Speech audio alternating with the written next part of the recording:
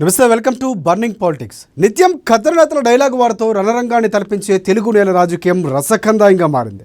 సై అంటే సైన రేంజ్లో సాగుతున్న పొలిటికల్ దంగలపై ఉలుక్కేద్దాం.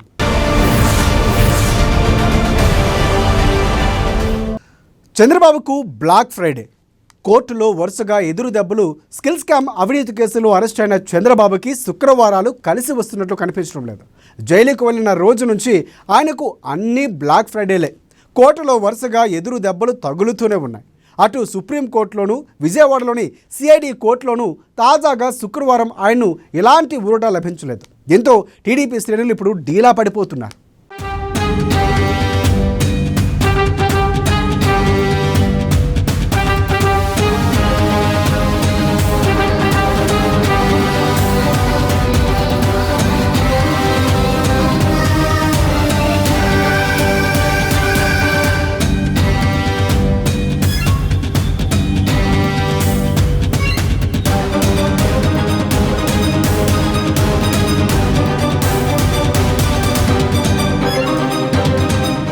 స్కిల్ స్కామ్ కేసులో చంద్రబాబు అరెస్ట్.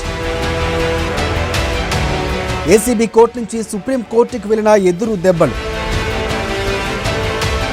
చంద్రబాబు బెయిల్ పిటిషన్లు అన్ని శుక్రవారమే విచారణ. ప్రతి శుక్రవారం చంద్రబాబుకి బ్లాక్ ఫ్రైడేగా మారిందా?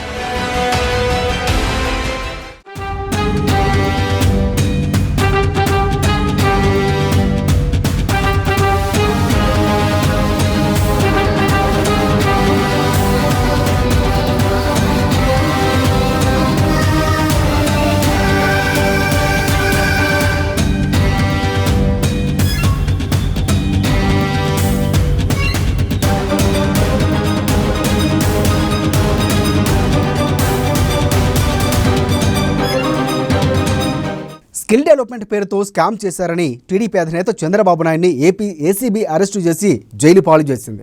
ఆయన పేరు మోసిన లాయర్లను పెట్టుకుని బెయిల్ కోసం ఎన్ని ప్రయత్నాలు చేస్తున్నా ఏవీ ఫలించడం లేదు. విజయవాడ ఏసీబీ కోర్టు నుంచి సుప్రీంకోర్టు వరకు ఎక్కడికి వెళ్ళినా ఎదురు దెబ్బలు తగులుతూనే ఉన్నాయి. విచిత్రం ఏమిటంటే ఆయన బెయిల్ కోసం పెట్టుకున్న పిటిషన్లన్నీ దాదాపు శుక్రవారం నాడే విచారణకు రావడం, రిజెక్ట్ అవ్వడం కామన్గా అయిపోయింది. ఇప్పుడు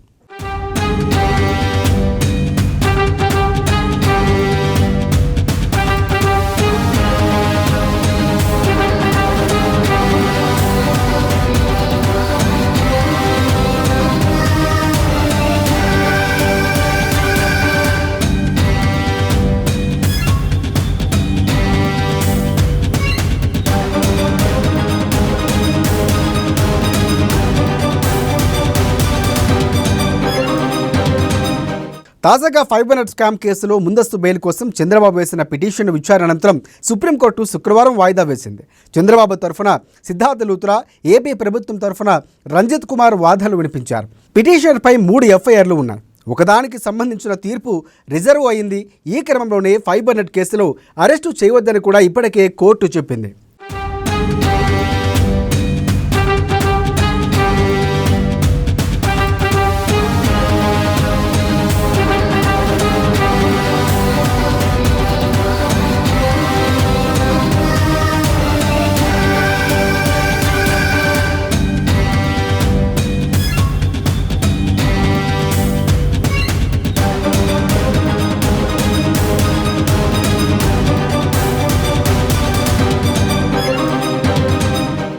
ఏపీ ప్రభుత్వం తరఫున న్యాయవాది రంజిత్ కుమార్ తన వాదనలు వినిపిస్తూ ఒక వ్యక్తి కస్టడీలో ఉన్నప్పుడు మళ్ళీ అరెస్ట్ అనే ప్రశ్నే ఉత్పన్నం కాదని చెప్పారు. చంద్రబాబు జ్యుడిషియల్ కస్టడీ కొనసాగుతుందని, ఈ అంశాన్ని కౌంటర్ అఫిడవిట్లో తెలిపామని కూడా స్పష్టం చేశారు.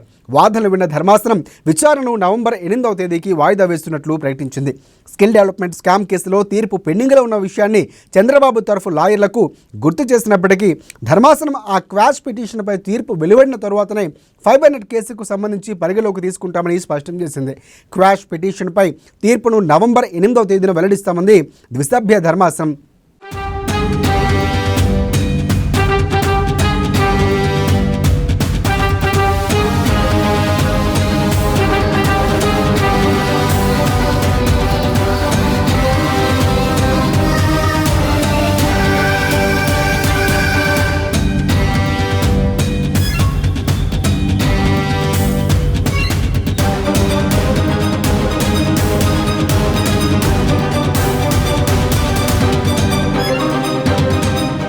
అయితే ఫైబర్ నెట్ కేసులో చంద్రబాబు పిటిషన్పై విచారణ 8వ తేదీకి కాకుండా 9వ తేదీకి వాయిదా వేయాలని చంద్రబాబు లాయర్ లూథ్రా ధర్మాసనానికి విజ్ఞప్తి చేశారు. వ్యక్తిగత ఇబ్బంది రీత్యా తదుపరి విచారణను ఒక్కరోజు పొడిగించాలని కోరారు. ధర్మాసనం ఆ విజ్ఞప్తిని మన్నించి నవంబర్ 9వ తేదీనే విచారణ చేపడతామని తెలిపింది. అంతవరకు చంద్రబాబును అరెస్టు చేయవద్దని, పీటీ వారెంట్పై యథాతథ స్థితి కొనసాగించాలని ఆదేశించింది.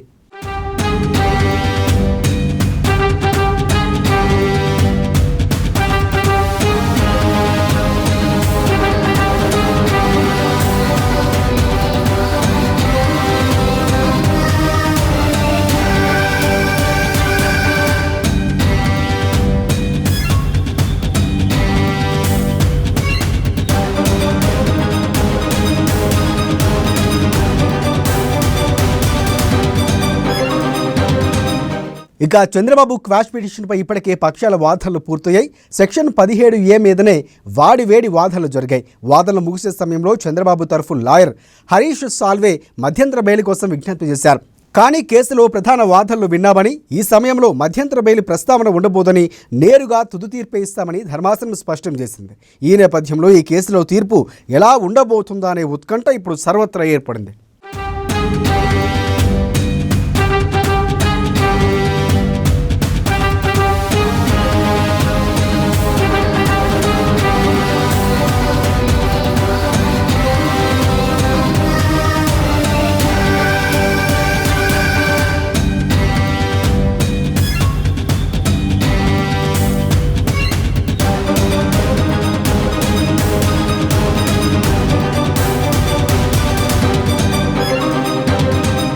మరోవైపు ఫైబర్ నెట్ కేసు విచారణను వాయిదా వేస్తూ సుప్రీంకోర్టు తీసుకున్న నిర్ణయం తాలూకు ప్రభావం శుక్రవారం ఏసీబీ కోర్టులో పీటీ వారెంట్ పిటిషన్ జరిగే విచారణపై కూడా పడింది. ఏపీ సిఐడి చంద్రబాబును విచారించేందుకు పీటీ వారెంట్ పిటిషన్ను దాఖలు చేశారు. దానిపై విచారణ చేపట్టిన కోర్టు చంద్రబాబును కోర్టులో హాజరుపరచాలని కూడా ఆదేశించింది. కానీ సుప్రీంకోర్టులో పిటిషన్ పెండింగ్లో ఉండడంతో అది వాయిదా పడుతూ వస్తుంది. ఈ క్రమంలోనే శుక్రవారం జరగాల్సిన విచారణ సైతం వాయిదా పడింది. దాంతో ఫైబర్ నెట్ కేసులో చంద్రబాబును కోర్టులో హాజరుపరచాల్సి వస్తే మళ్ళీ అరెస్టు చేస్తారేమోనన్న ఆందోళన కూడా ఇప్పుడు టీడీపీ శ్రేణుల్లో కనిపిస్తోంది.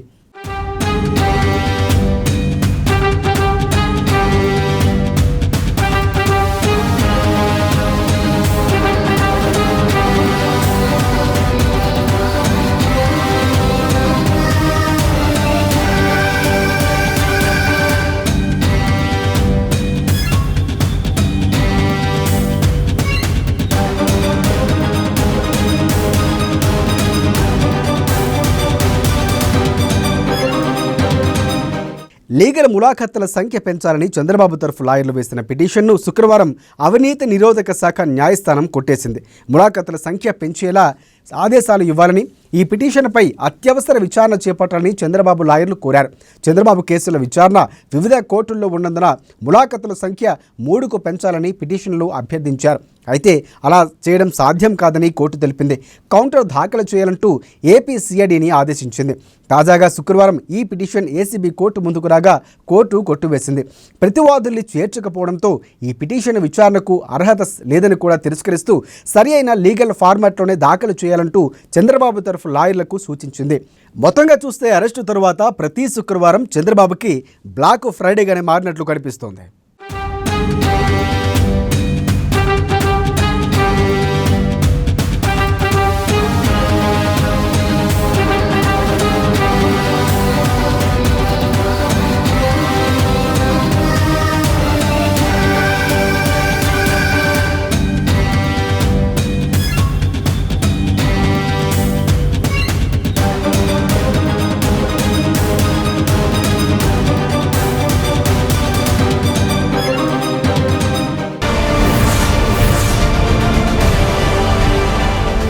తెలంగాణలో జంపింగ్ జపాంగ్ రాజకీయాలు హీట్ పెంచుతున్నాయి.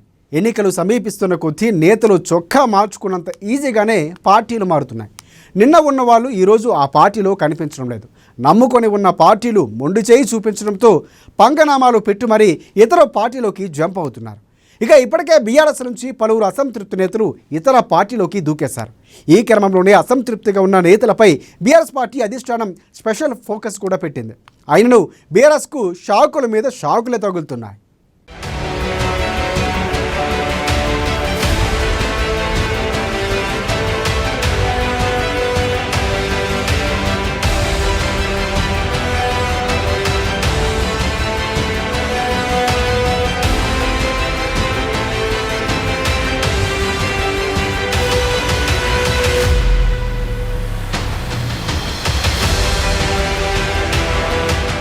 తెలంగాణలో రూటు మారనున్న రాజకీయం. రోజుకో పార్టీలోకి జంప్ చేస్తున్న నేతలు.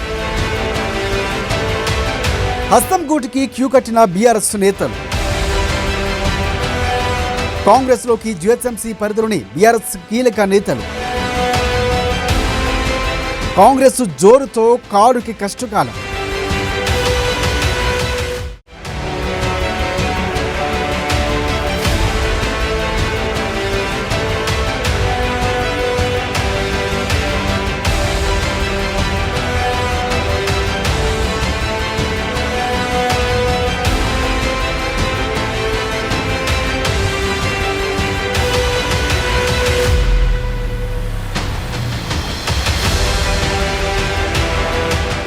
తెలంగాణ రాజకీయం రోజుకో రూటు మారుతుంది. ఎన్నికల వేళ ఎవరు ఎప్పుడు ఏ పార్టీలోకి ఉంటారో అంచనా వేయడం చాలా కష్టంగా మారింది. రాజకీయంగా, ఆర్థికంగా తెలంగాణకు గ్రేటర్ హైదరాబాద్ గుండెకాయలంటది. 24 నియోజకవర్గాలు సహా మహానగర పరిధిలోనే ఉన్నాయి. మజ్లిస్ ప్రాంతాల్లో మినహా మిగతా అన్ని చోట్ల ప్రస్తుతం అధికార పార్టీదే హవా కనిపిస్తోంది. తెలంగాణ రాష్ట్ర ఆవిర్భావం అనంతరం జరిగిన తొలి ఎన్నికల్లో అత్యధికంగా టీడీపీకి పట్టం కట్టిన గ్రేటర్ వాసులు అనంతరం గులాబీ పార్టీకి జై కొడుతూ వస్తున్నారు. గత అసెంబ్లీ ఎన్నికల్లో కూడా గోషామాల మినహా అన్ని చోట్ల బీఆర్ఎస్ ఎమ్మెల్యేలే గెలిచారు. రాజధాని ఆ పార్టీకి నిలబెడుతూ వస్తుందని అనడంలో సందేహమే లేదు. అంత పట్టున్న పార్టీని ఇప్పుడు నేతలు వీడుతున్నారు. తాజాగా షేర్లింగపల్లి నియోజకవర్గంలో గట్టి పట్టున్న కార్పొరేటర్ దంపతులు కారు దిగి హస్తం గూటికి చేరడం చర్చనీయాంశంగా మారింది.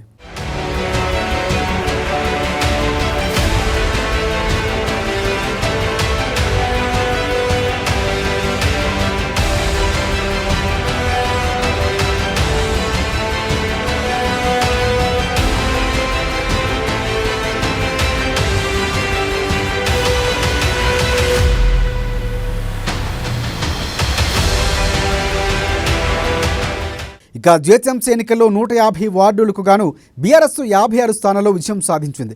ఎప్పటి నుంచో ఖైరతాబాద్ ఎమ్మెల్యేగా ఎదగాలని భావిస్తున్న కార్పొరేటర్ విజయారెడ్డి బీఆర్ఎస్లోనే ఉంటే ఆ అవకాశం రాదని గతంలోనే కాంగ్రెస్ పార్టీలోకి చేరారు. తాజాగా షేర్లింగపల్లి నియోజకవర్గానికి చెందిన మాదాపూర్, హఫీజ్పేట కార్పొరేటర్ దంపతులు జగదీశ్వర్ గౌడ్, పూజితా గౌడ్ హస్తం గూటికి చేరారు. అంతేకాదు మల్కాజ్గిరి ఎమ్మెల్యే మైనంపల్లి హనుమంతరావు కాంగ్రెస్ గూటికి చేరారు.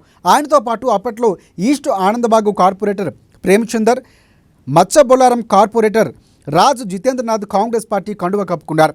బీఆర్ఎస్ను 5 కార్పొరేటర్లు వేరుగా 2 దఫాలుగా బీజేపీ నుంచి 5 కార్పొరేటర్లు చేరారు. దీంతో ప్రస్తుతం బీఆర్ఎస్ కార్పొరేటర్ల సంఖ్య కౌన్సిల్లో 56గా ఉంది. పార్టీ నుంచి పోటీ చేసి గెలిచిన వారు కూడా ఇతర పార్టీలోకి చేరుతూ ఉండడం గమనార్హం.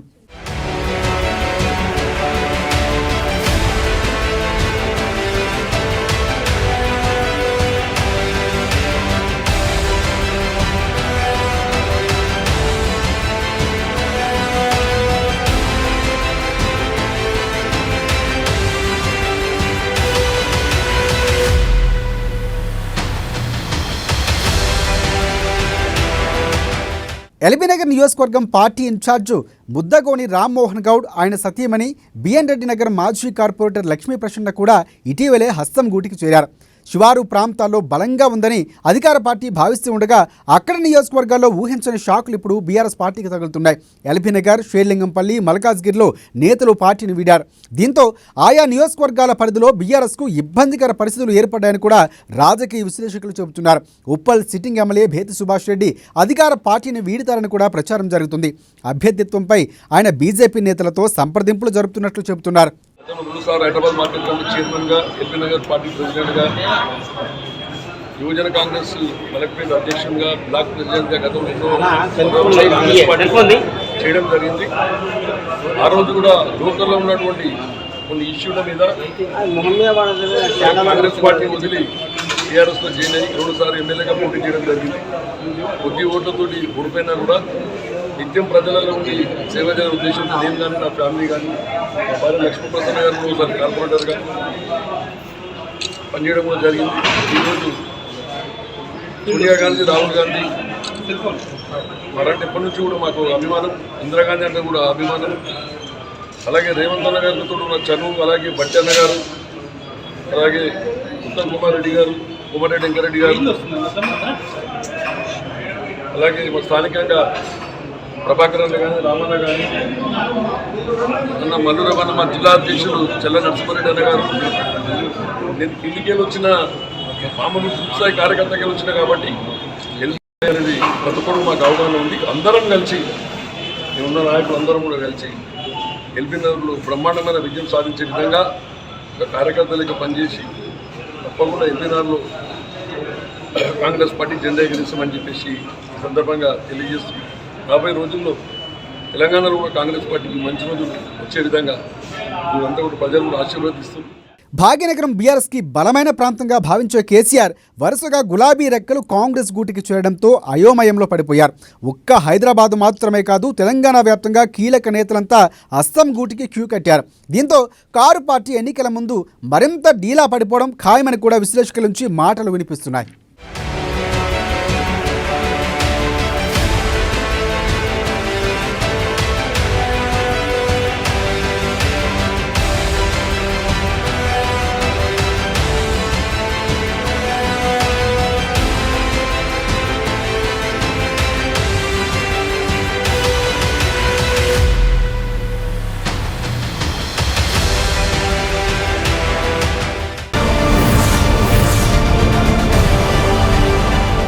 ఇది వాటి బర్నింగ్ పాలిటిక్స్. మరిన్ని రాజకీయ విశేషాలతో రేపటి బర్నింగ్ పాలిటిక్స్లో కలుసుకుందాం. అంతవరకు చూస్తూనే ఉండండి అమా న్యూస్.